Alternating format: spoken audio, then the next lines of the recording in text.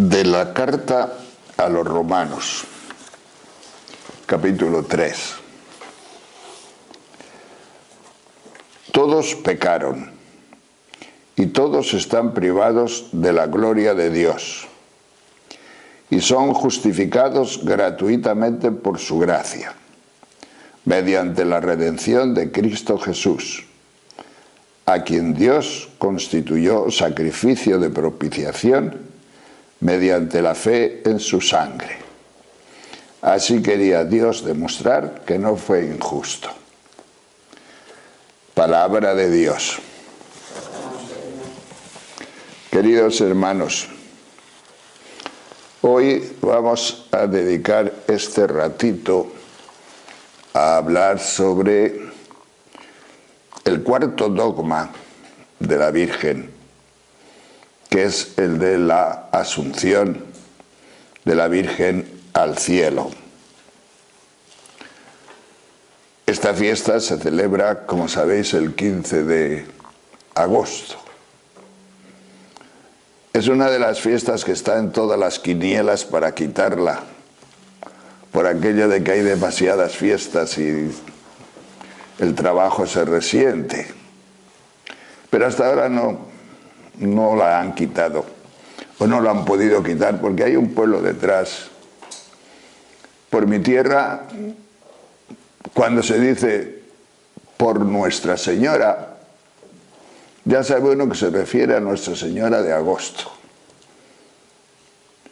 Entonces quiere decir que está metida en lo profundo del pueblo. Son las fiestas de muchos ayuntamientos, de muchos pueblos, y la gente no quiere que se lo pongan en domingo, que pongan esta fiesta en domingo, el 15 de agosto.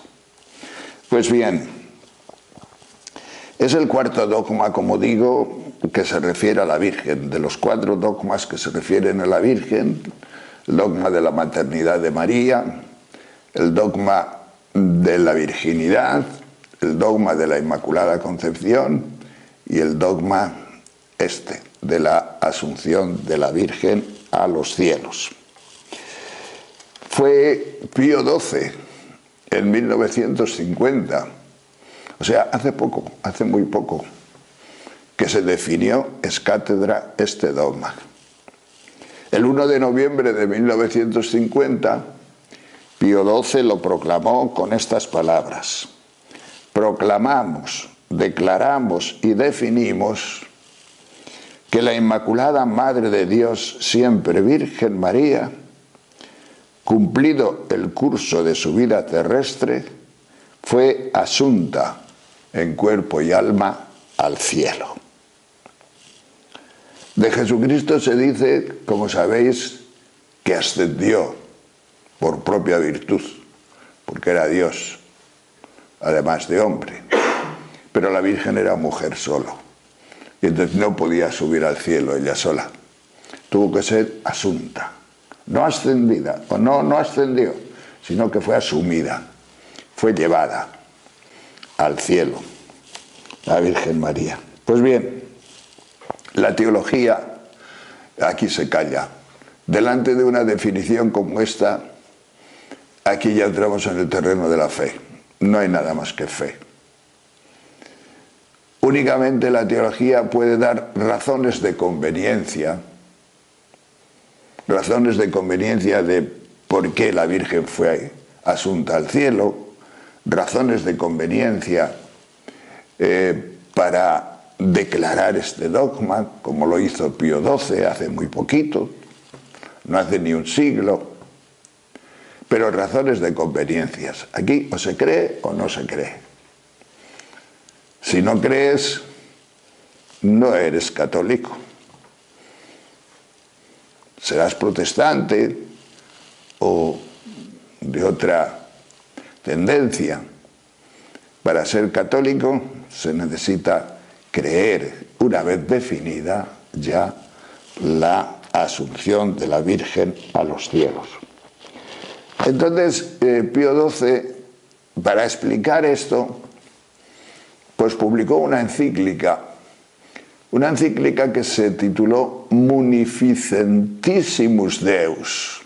Es una palabra difícil, Munificentissimus Deus. Munificiente significa generosísimo Dios. Es decir, un Dios lleno de dones. ¿Para quién? Se refería a la Virgen. Un Dios lleno de dones para la Virgen. Así empieza. Entre tantos dones como la Virgen ha recibido de Dios, y entonces se explica el don de la Asunción. Entonces, en ese escrito nos da 3 razones de conveniencia teológicos por cuyas razones él define este dogma de la Asunción. La primera razón de conveniencia de todas es la fe de la Iglesia. La Iglesia desde el principio, desde el primer momento, siempre creyó en la asunción de la Virgen a los cielos. María vivió, y parece que vivió bastante, pero murió en un momento dado. Desde el principio, los apócrifos ya nos cuentan cómo fue la muerte de la Virgen, cómo se reunieron todos los apóstoles alrededor de la Virgen, cómo la enterraron, cómo después vino Jesucristo y la sacó del sepulcro y la levantó a los cielos. Son los apócrifos, que no están aceptados por la Iglesia. ¿Por qué? Porque es del género novela, del género novelesco. Pero ya indica que el pueblo en aquel momento aceptaba esa literatura, aceptaba esa forma de ver, aceptaba esa fe. Ya desde el primer momento siempre se creyó que la Virgen ha sido elevada al cielo. Lo pintan como una novela maravillosamente, tantas cosas nos cuentan. La segunda razón de la que habla el Papa en su encíclica es la de los demás privilegios. La mujer que ha sido bendecida como Madre de Dios, la mujer que ha sido bendecida como Virgen, como Inmaculada, sin pecado original, pues es conveniente, convenientísimo, que no sufra la corrupción del sepulcro. Entonces, Dios la llevó al cielo. Jesucristo, su Hijo, la llevó al cielo. Y hay una tercera razón, y esa tercera razón que dice él es la intimidad máxima de María con su Hijo. Y esta tercera razón los teólogos la han explicado siempre de muchas maneras. Yo tengo la mía. Tengo mi manera de explicarlo. Y lo voy a explicar. Además, me interesa mucho, es muy bonito. Yo lo creo que es una cosa maravillosa. Y voy a reflexionar un poquito sobre esta manera de la intimidad de Jesús con María. Hace poco leí en San Policarpo que sí que va a haber juicio final. Porque ya en tiempo de San Policarpo, y San Policarpo es nació por el año 50 y tantos, o sea que vivió cuando todavía había apóstoles. Fue discípulo de San Juan. Murió allá casi a los 100 años, en el 150 y algo, mártir. Y este hombre, en su carta a los Corintios precisamente, nos dice, sí que va a haber juicio final. Pero el juicio final va a haber una pregunta, y solo una pregunta. ¿Qué has hecho tú con la sangre de Cristo? Cristo nos pedirá cuentas de su sangre. Yo cuando leí esto, que fue hace poco, el otro día,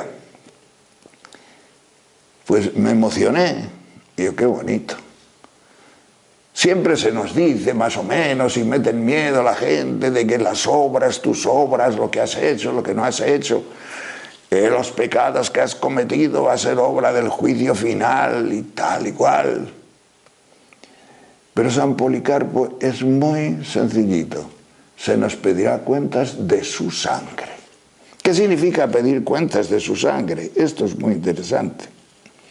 San Juan es el último de los apóstoles, el último de los evangelistas, y sin duda corrige de alguna forma, o sí, rectifica de alguna forma, pienso yo, los dichos de otros apóstoles, de otros evangelistas.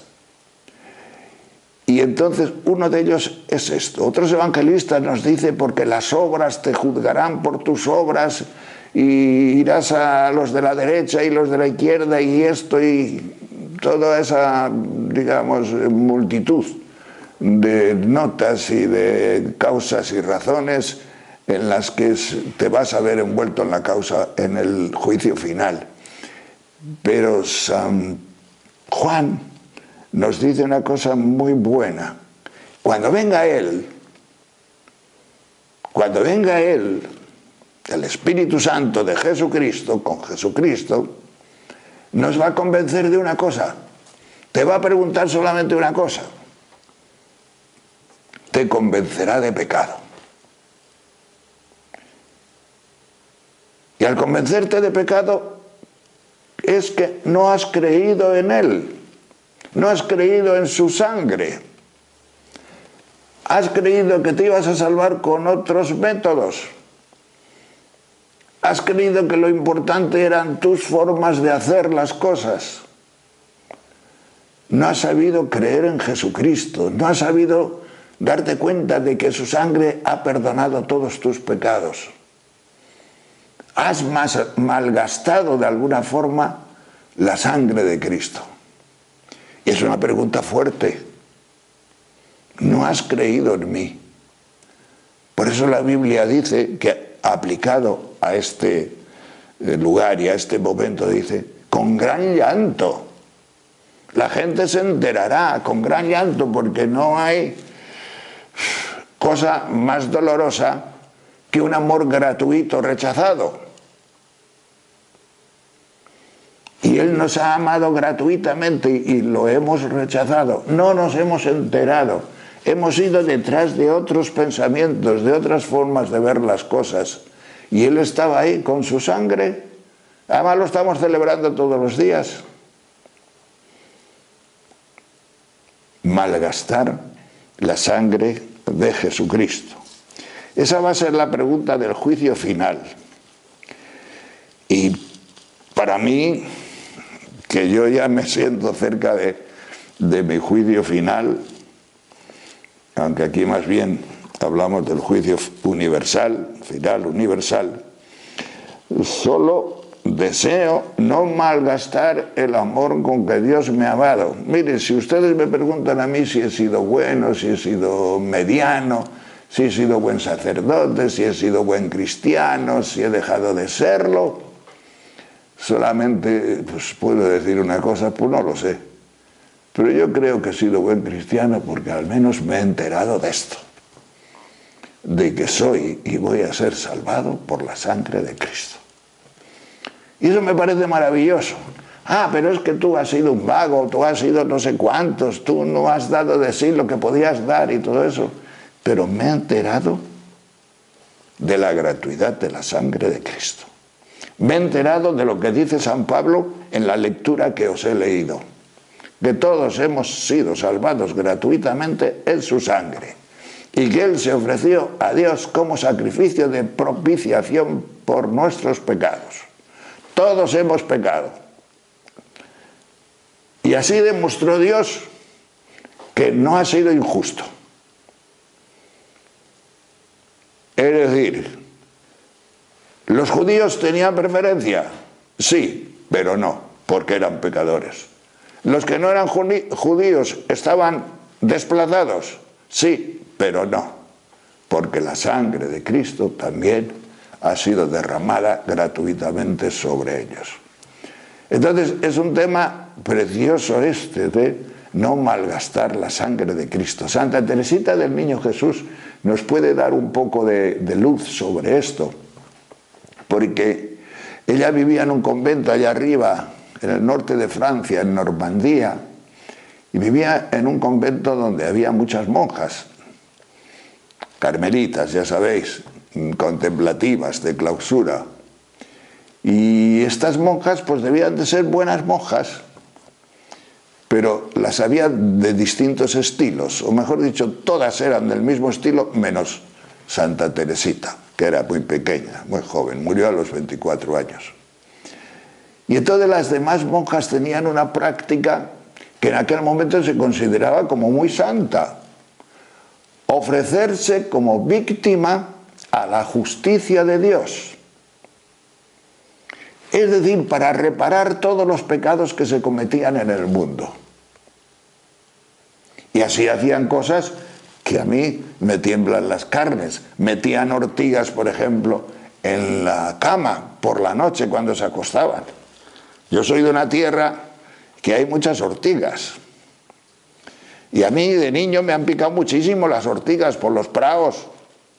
Allá donde hay, no sé, algún remanso, donde hay alguna portilla, donde hay algo que quieres coger una manzana de un árbol, te ortigas primero.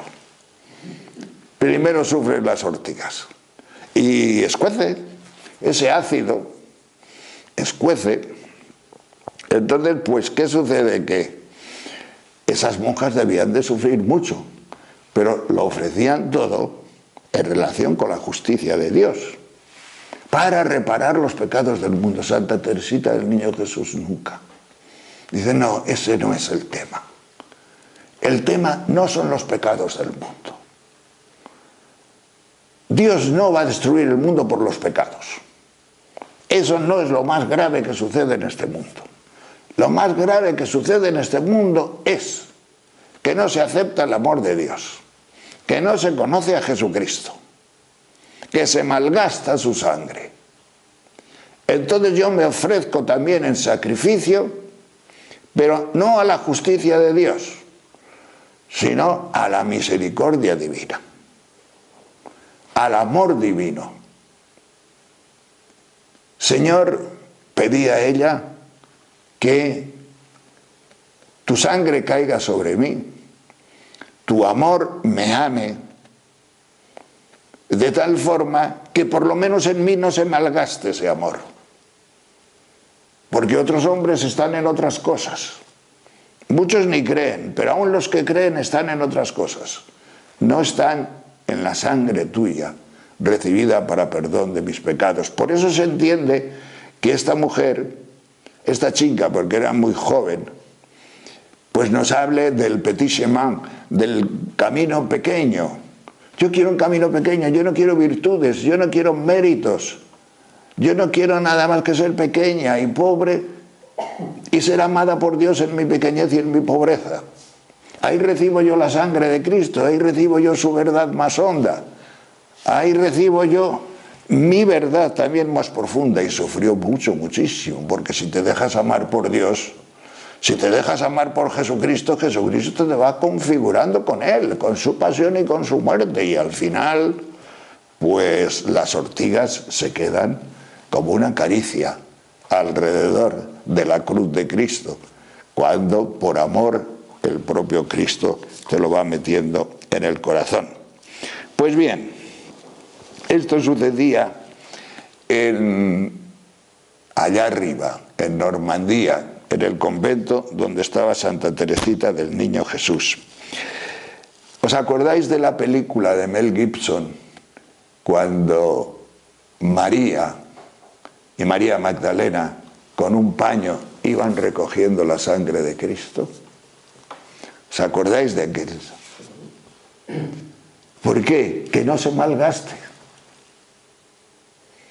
Ahí el guionista, quien fuera, sabía un poco de todo esto, que no se malgaste la sangre de Cristo.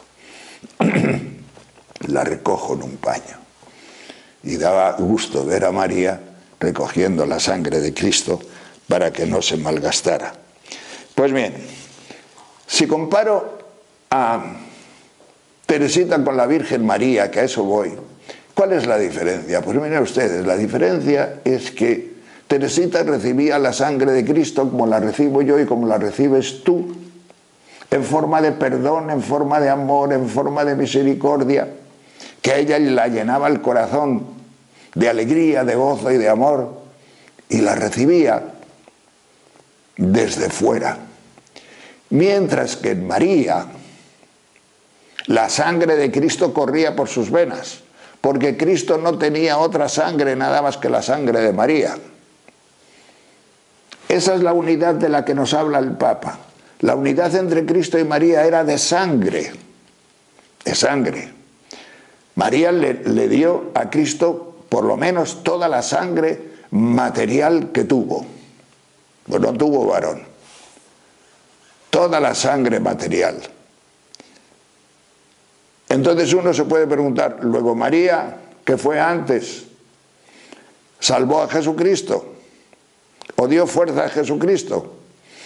María le dio toda la sangre material, pero la potencia salvífica evidentemente le venía de la unión hipostática, le venía de que Dios en esa sangre y por medio de esa sangre nos salvó a todos nosotros. Pero sucedió la salvación en Jesucristo, sucedió la salvación en su cuerpo de carne, sucedió la salvación a través de su sangre.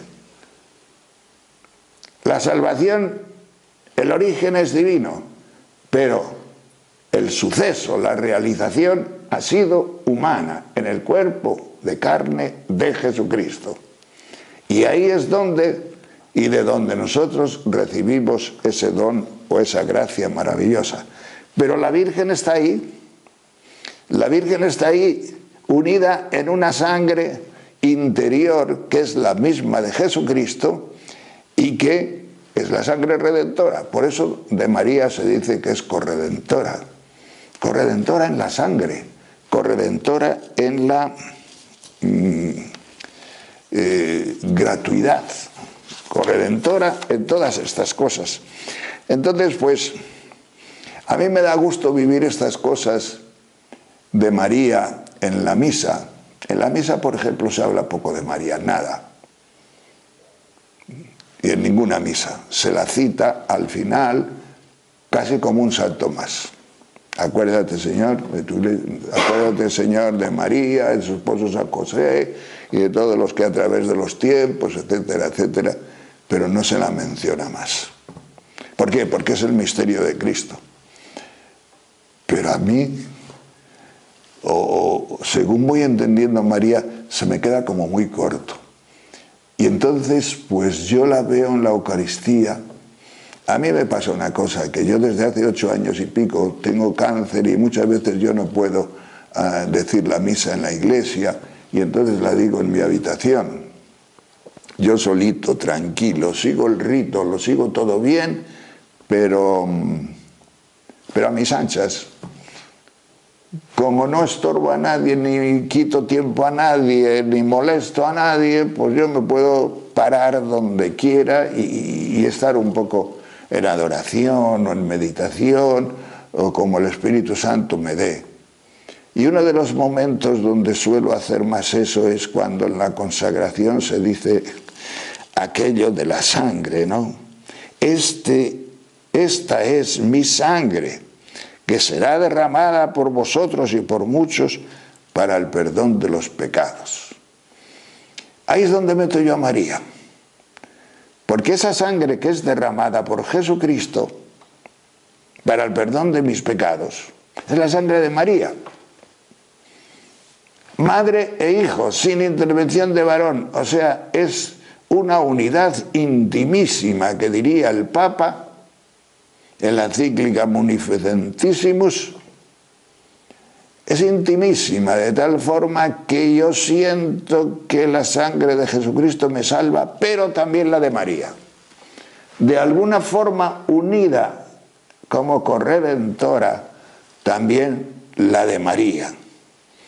Yo no digo como corredentora en sentido dogmático, pero en sentido piadoso sí. ¿Por qué? Porque me apetece que la Virgen esté en mi vida así de una manera de consagración, con palabras tan fuertes como las de la consagración. Esta es mi sangre, derramada por vosotros y por muchos para el perdón de los pecados. Que la sangre de Cristo y la sangre de María vengan sobre mí. Pues bien, esto es a lo que se refiere el Papa según mi explicación. Ya os dije que cada teólogo lo explica a su manera y yo, pues mira, leí aquello de San Policarpo de que os hablé, que en el juicio final nos pedirán cuentas de la sangre de Cristo, y desde ahí he hecho yo esta explicación.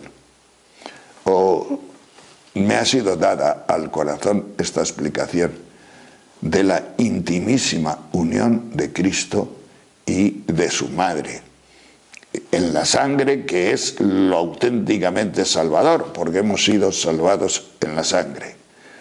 Entonces ahora vendría la pregunta: ¿cómo va a pasar por el sepulcro? ¿Cómo va a pasar por la corrupción esta mujer tan unida a Jesucristo como ha estado?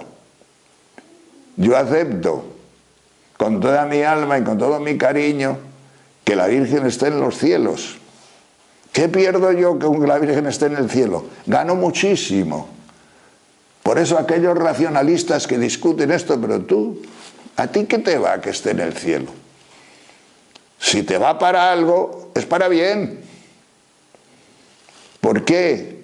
Cuando toda una tradición de una iglesia de 2000 años te dice esto, ¿cómo no? ¿No te eleva? ¿No te sube hacia arriba? Pues a mí sí. El Papa habla de esto como una razón de conveniencia interesantísima. Como una sangre de esta, como la de la Virgen, tan unida a la de Cristo, pues no... como una sangre como la de la Virgen va a sufrir la podredumbre del sepulcro. Pues es una razón de conveniencia muy buena para creernos que está arriba, que está asunta, asumida a los cielos, en cuerpo y alma. Entonces, ¿cuáles fueron los pasos de la Virgen? Los mismos que Cristo.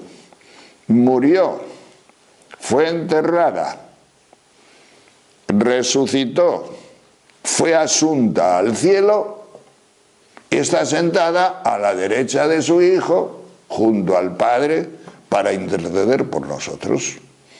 Por eso, uno de los títulos de la Virgen también es intercesora. No es un dogma de fe, pero es un título popular de toda la Iglesia, de todos nosotros. Hemos pedido a la Virgen, todo el mundo le pide a la Virgen, los niños de pequeños ya piden a la Virgen, todo el mundo está con la Virgen, todo el mundo está viviendo este misterio profundamente. ¿Por qué? Pues porque ella es intercesora. Como digo, podría ser hasta otro dogma. No hace falta, porque el pueblo lo vive con toda el alma, ¿no? Toda la cristiandad se lo cree, todo el mundo la suplica a la Virgen. Pero no solamente en España, en todas las naciones del mundo. En América del Sur, de una manera casi súper exagerada, iba a decir yo, pero no, tampoco es exagerada. Cada uno adora, o cada uno vive el culto divino de la manera que las circunstancias le llevan a vivirlo. Bien, pues es la oración de súplica. Hay una oración muy bonita que he mirado en Google, y Google dice: la salve, salve Regina, que nació la salve allá por el año 900 y pico, allá por el Reino de León, o en el Bierzo, o en Galicia, en conexión de alguna forma con el Camino de Santiago, o atacados por el sur por Almanzor y atacados por el norte por los normandos, debieron de sufrir mucho. Y entonces se les hacía la vida en este mundo como muy difícil. Y por eso alguien, si es que es verdad esta teoría, alguien compuso aquello de esperanza nuestra. Tú eres nuestra esperanza. Y no hay otra esperanza que la Virgen la Salve, que se hizo.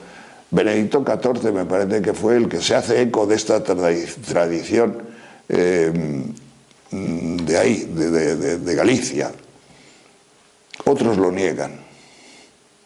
Otros dicen que no, que es de Suiza, que es de no sé dónde. Pero bueno, como los antiguos decíamos, in dubis libertas. En las dudas, libertad. Pues yo, para mí, la Salve es gallega o leonesa. Leonesa o gallega, in dubis libertas. Pues bien, la Salve, en tiempo de los dominicos, al principio, pues ya era conocida. Y tiempo que nacieron los dominicos, que fue en el siglo XIII, ya llevaba 3 o 4 siglos la Salve siendo recitada, siendo una oración popular en toda la Iglesia. ¿Y qué pasa con los dominicos? Pues que hoy día todas las congregaciones y monasterios, después de las completas, pues cantan la Salve. Y de hecho algunas veces se va a los monasterios del cistercienses, vamos a la Salve. En Palencia, por ejemplo, se dice que está la Trapa, allí cerquita, la Trapa de Dueñas, vamos a la Salve, a escuchar a los monjes cantar a la Salve. Ahora todo el mundo lo hace, pero la patente la tienen los dominicos. La patente de esta Salve la tienen los dominicos. ¿Por qué? Porque fueron los primeros que unieron, después de las completas, la Salve con una pequeña procesión y rociando a los frailes con agua bendita en honor de la Virgen María como intercesora. ¿Por qué? ¿O qué sucedía? Lo cuentan en La vida de los hermanos, que es un libro, digamos, en que nos cuenta los principios de la orden de predicadores de los dominicos, con esa ingenuidad de aquella época, pero una ingenuidad que tiene un valor profundo porque al final te acerca muchísimo a la fe. Y nos dice, al principio hubo una época en que los frailes más jóvenes, al principio, en 1215 o así, según se fundó la orden, según se iba fundando y creciendo poco a poco, pues había muchos jóvenes, entraban muchos, todos, prácticamente todos. Entonces los frailes más jóvenes se veían fuertemente atacados, tentados por el demonio por la noche. Y dice que la vida de los hermanos dice que a uno se le aparecía y le mostraba un horno ardiente en el cual iba a arrojarle. A otro se le aparecía en forma de una mujer delicada que lo abrazaba. A otro le regaló una serpiente de fuego. A otros los azotaba y vejaba.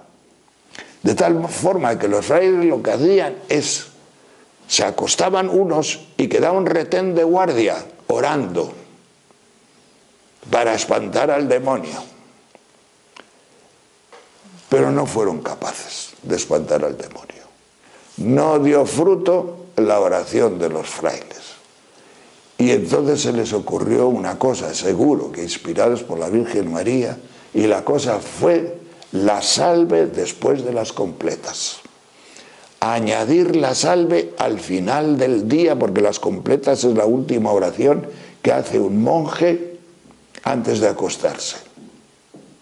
Después ya viene el silencio profundo. Entonces se canta la Salve, se hace una pequeña procesión hasta el altar donde está María y a la vuelta te van rociando con agua bendita para que se espanten todos los fantasmas, se espanten todos los males y huyan de allí todos los demonios. ¿Y qué sucedió? Pues lo que tenía que suceder, naturalmente, que María dio resultado. Y al punto desaparecieron todos los fantasmas y dejaron de ser inquietados los frailes por la noche. La Virgen se lo concedió y quiso, con este gesto, así lo interpretaban aquellos frailes, ser importante para la orden. Los frailes se dieron cuenta, es que la Virgen ha querido hacerse importante para nosotros. Tenemos que tenerla mucha devoción. Cuando nos ha hecho pasar por esto, o ha permitido que pasáramos por esto, y nos ha librado de ello, como un verdadero milagro, es que quiere ser y estar en medio de nosotros. Quiere ser muy importante para nosotros. Pues bien, les puso esta idea en su corazón. ¿Por qué? Por una sencilla razón. Porque se lo iban a creer. Los frailes se lo iban a creer, como os estoy diciendo, se lo creyeron. Y como se lo creyeron, pues sucedió. Y la Virgen les amparaba, les amparó, les amparaba, y el patrocinio de la Virgen es muy importante siempre en la orden. Yo estoy seguro que otras tradiciones religiosas pueden contar cosas muy parecidas, muy semejantes, pero también es cierto, digamos, que habiendo habido monasterios tantos siglos antes, tuviera que suceder ahí, en un convento de jóvenes dominicos supertentados. Ahí nació la costumbre de la Virgen, de la costumbre de rezar la salve a la Virgen como intercesora y abogada nuestra. Pues todos somos hijos de la Virgen, todos estamos bajo su manto, todos estamos pidiendo continuamente su intercesión y tenemos seguro de que ella nos lo va a conceder. Que así sea.